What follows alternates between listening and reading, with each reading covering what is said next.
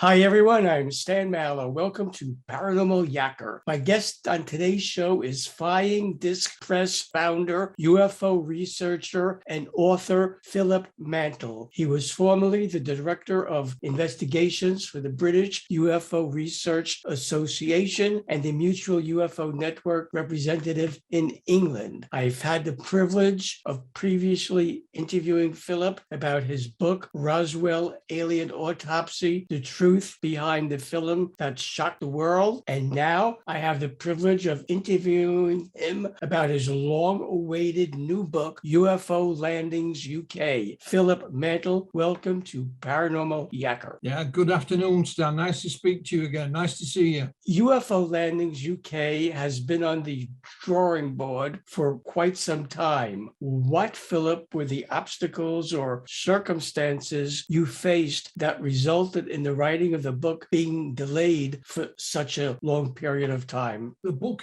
as it says on the cover, Stan, is all about UFO landing cases here in the UK. As a researcher, you never really think you've got enough information. You keep thinking, well, I'll put that in the file, I'll put that next one in the file. And it gets to a stage, Stan, where you just got to draw a line in the sand. It's a bit like an artist when you're doing a painting. That some of them are never satisfied. It's like Da Vinci. He was commissioned to paint the Mona Lisa, but he never actually handed it in. He took it everywhere with him. He was never happy with its finish. I think he'd be happy now with the price of it. Like, you get to a stage where you have to draw a line in the sand. And of course, what happened, Stan, that line was the pandemic. None of us allowed from our homes. None of us allowed to socialize and meet family and friends. So there was no excuse then why I shouldn't finish the book. So during the pandemic, I managed to write it. What people may see when they go on Amazon, if they're going to buy a copy of the book, they may see a publication date of 2020. That's when I actually uploaded the cover, not the finished item. So the first time you upload something, that gives you the publication date. The book has been sat there for a while waiting to go ahead. Not only that, Stan, when I was writing the book, we were in the process of possibly doing a television documentary based on it. But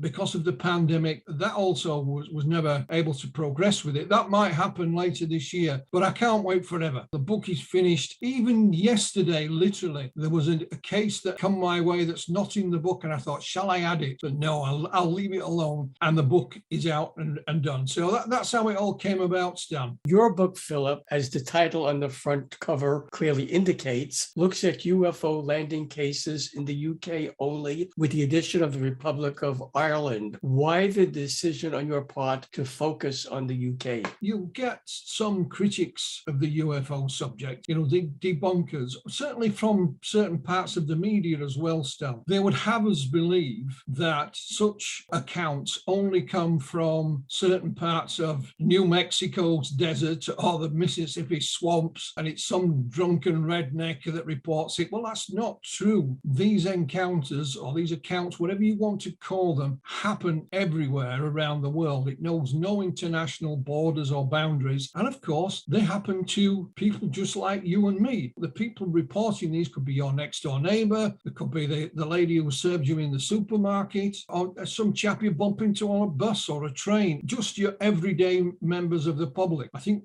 that's outlined in the book. People are about their everyday chores, their everyday tasks when these things happen to them, literally out of the blue. Case histories featured in UFO Landings UK are looked at for their high strangeness value. What, Philip, does that phrase high strangeness mean? Well, it comes from high strangeness from the late Dr. Allen Hynek. As we all know, he invented the categorization of close encounters and worked on the movie of the same name and even had a small cameo in it at one point. But what Dr. Hynek emphasized was that if you see a little light in the sky, Stan, it's miles away. It could be anything, could be an airplane, satellite, even drones we have today. But when you get up close and personal to these things, it's less likely that you're going to misidentify what these things actually are. If they have other layers of what Hynek called high strangeness, i.e., if there's more than one witness, if they are very close to these encounters, if there is some physical damage left in the environment, or there is some paperwork, documentation, documentation associated with it. Each of these is a layer of high strangeness. And the more layers you add, Stan, the less likely is that you can say, as a UFO researcher and investigator, that these people actually misidentified an aircraft, a helicopter, a drone, or whatever. They are up close and personal and very strange indeed. So the high strangeness factor is there in all of the accounts, one way or another, as featured in the book. The UFO landings described in your book begins long before the modern era of UFOs, which began in 1947, and takes us right up to the present time. What, Philip, was the oldest report you found regarding the sighting of a UFO? We found little incidents going back, literally decades or centuries, Stan. And of course, it goes back that far. There's not a lot you can do with it apart from publish it and leave the readers to make their own mind up. But just as an example, one of the accounts in the book goes back to the 1940s. It's actually May 1943, right in the middle of the Second World War. And it's actually near an RAF base here in England. And it was a place called RAF Ludham, which is based near Norwich in Norfolk, or was. It's no longer there. And it involved a gentleman called John Warren. Mr. Warren was in the Royal Air Force at the time. He was an armourer. What his job was, he would literally help arm the fighters and the bombers with their various payloads and guns. On this particular May evening, Mr. Warren had gone to a local dance, an evening off, and unfortunately for him, he missed the last train back home. And he was worried, not the fact that he's got to walk 12 miles back, but the fact that if you were late getting back, you could be in big trouble. So he set off on the 12-mile walk back home. As he's approaching the base, obviously it's very dark, and up ahead, he sees this green glow. As he gets closer, he realizes this glow's coming from a humanoid creature standing by the side of the road. It's got a box on its chest, and there is a green light coming out of the top of this box. Kind of distorts its face, Stan. I don't know if you did it as a child. Did you ever get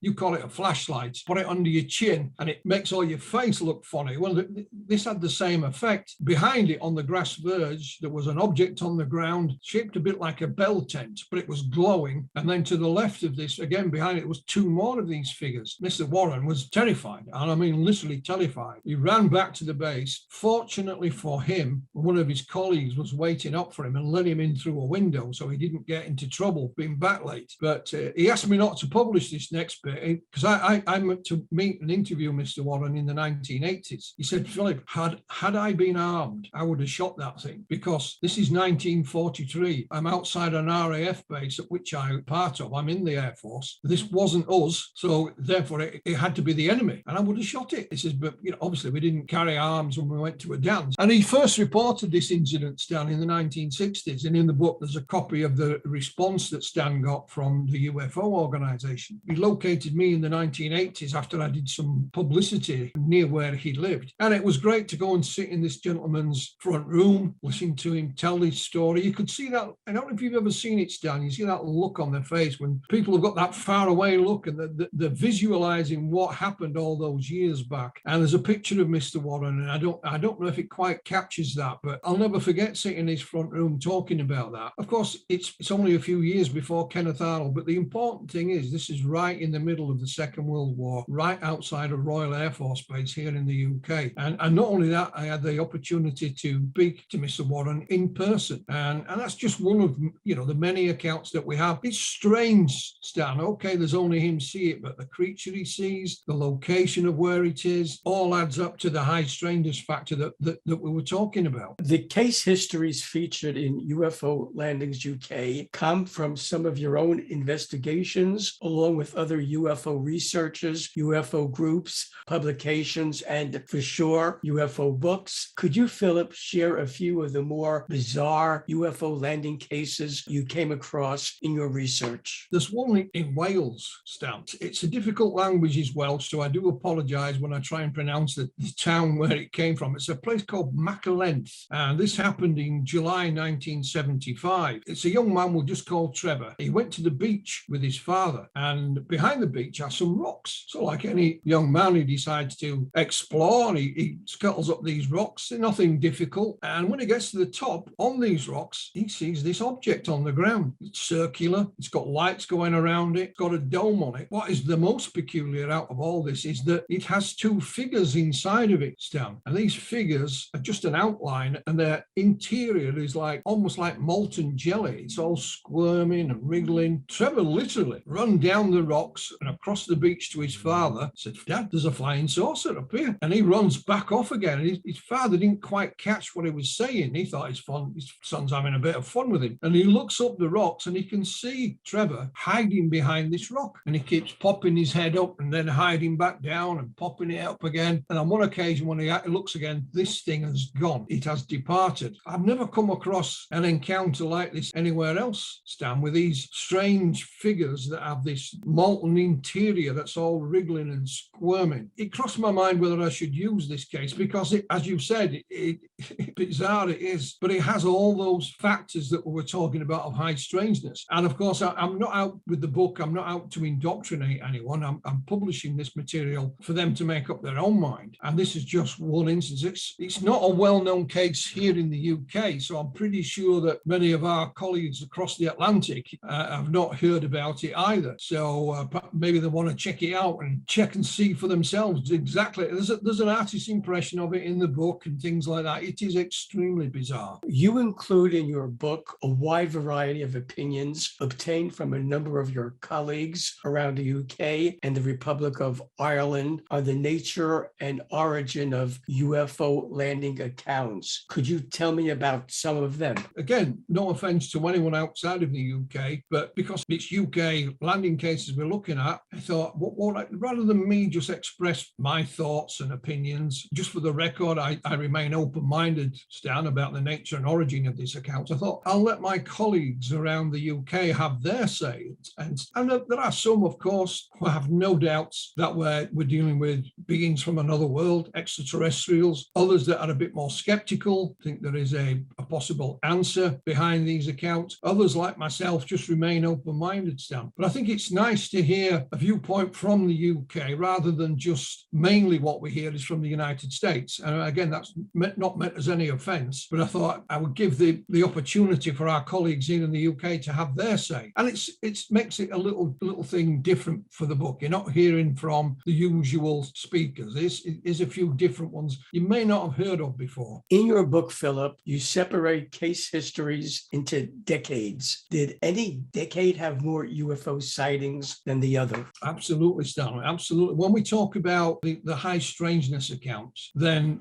the decade that stands out is the 1970s. For whatever reason, some have argued that it's because Steven Spielberg's movie Close Encounters came out in the 1970s, 1978, I believe, in the United States, 79 here in the UK. But that's right at the end of the decade. There was lots of things that preceded the movie. The movie may have enticed people to come out of the woodwork and report them, but it certainly wasn't a cause of the sightings. If you're looking at high strangeness accounts down in the 1970s, similar to the US, I think 1973 in the United States was the peak year, but throughout the 1970s was the decade for this kind of account. You also include in your book photographs. Which photographs impressed you the most, and what was there about them that got your attention? We have no photograph of a UFO on the ground, unfortunately. However, in November 1979, at a place called Livingston in Scotland, for anyone wanting to know where Livingston is, if you look on a map, you have Edinburgh on one side and Glasgow on the other, the two main cities. Livingston's kind of in the middle of those two. And it was forestry worker Robert Taylor got up that morning to go to a place called Decmont Woods, just on the outskirts of Livingston. He got on his truck with his dog, off he went, parked the truck, walked down a dirt track. There is a little clearing in the trees. And in this clearing, as Mr. Taylor approached it, there is a domed object sitting on the ground, dome-shaped, got a flange around the bottom of it. It's got little things pointing up from this flange that almost look like little propellers, although they're not spinning. And he's stunned by this sight. And then from either behind it or from its underside come these balls with spikes on. He describes them as looking a bit like the World War II sea mines, but obviously smaller. And because it's November, it's pretty damp. He can hear the spikes in the ground. They plop along the ground towards him. They come up the side of Mr. Taylor. He feels a tug on his trousers on either side, and then he passes out. When he regains consciousness, he hears this high-pitched whirring noise, smell of sulfur. His dog is chasing its tail. It's spinning around, and this thing has gone. So he goes to his truck. He tries to start it, but he can't drive it. So he walks back down home, disheveled, covered in muck. His wife says, "What's happened?" And he says, "I've been attacked." So she phones the police. Mr. Taylor goes to the hospital, comes back, he's okay. But the police go to the scene of this incident. And there in this clearing, and in this clearing only, are these tracks, like caterpillar tracks. And there are these U-shaped depressions in the ground. Now that night, it was cold. So the ground froze and preserved these tracks, which enabled the police to take clear photographs of them. And those photographs are reproduced in the book. They also did a diagram, a sketch of the area, of all these tracks. And Mr. Taylor was investigated by the police, and it was a full forensic investigation. So the trousers that he was wearing, where these things had pulled on him, were now ripped right through to the skin. So they went off to the police for testing, and this looked like they were indeed pulled upwards, because that's what Mr. Taylor felt, as if he was being tugged upwards. So the tears in his trousers concurred with that. There was a full police investigation, Stan, and it is the only forensic investigation by the police into any UFO event here in the UK. I've reproduced part of the police report in there, but the photographs, as you mentioned, you can see these indentations that were in that area and that area only.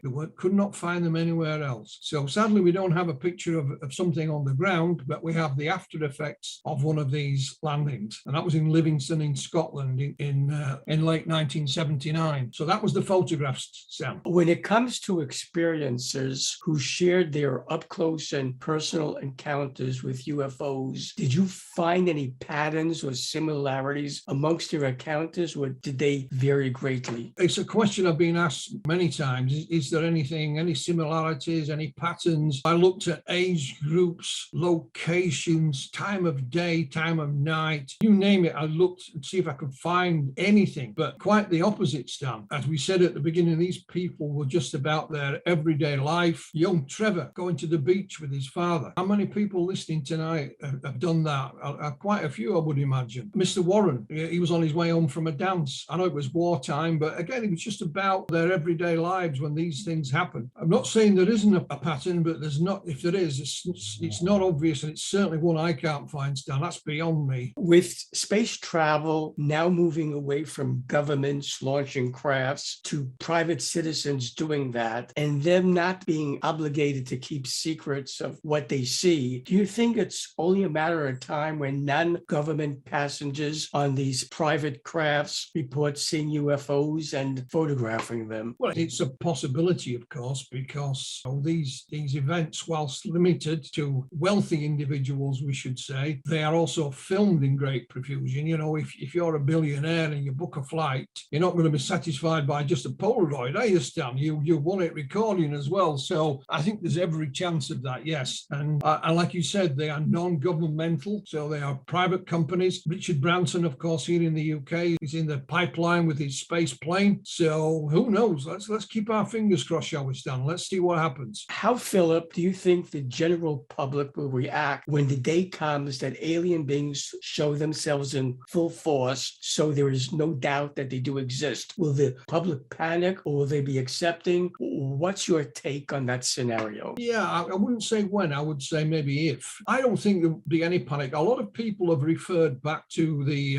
Orson Welles radio broadcast in the late 1930s when he did a radio play about the War of the Worlds. And it was claimed that there was panic in the streets because people listening to the radio didn't realize it was a play, it wasn't real. But I don't think that's true. I think that was just hype by Orson Welles himself. One thing we've learned about us as a human species, Stan, we are very adaptable and can adapt almost instantly to a whole host of situations. And what we have to remember, let's assume that is the so-called landing on the White House lawn tomorrow. Well, what we have to remember is that a lot of people wouldn't believe it anyway, and there's still a lot of parts of the world that are not connected to Western culture. Other parts don't even have electricity yet, Stan, let alone anything else. So I don't think it would be massive. Let's say it happens tomorrow, Stan. People have still got to eat, they've still got to go to work, still have to pay their mortgage, still got to take the children to school, whatever it is you're doing, you're still going to have to do that. So I think there will be a lot of heated discussion and debate around scientific and religious circles, but I don't think there will be mass panic at all. I think we are an adaptable race, an adaptable species, and we would adapt accordingly. Should viewers of Paranormal Yacker want to buy UFO Landings UK, how do they do that? It's the company that almost rules the world, and that's Amazon. Just Amazon. You punch my name into Amazon, you'll find it. Not a problem at all. And that's anywhere around the world that has an internet access, of course, Stan. No problem at all. Hi, everyone. This is Stan Mallow, the Paranormal Yacker.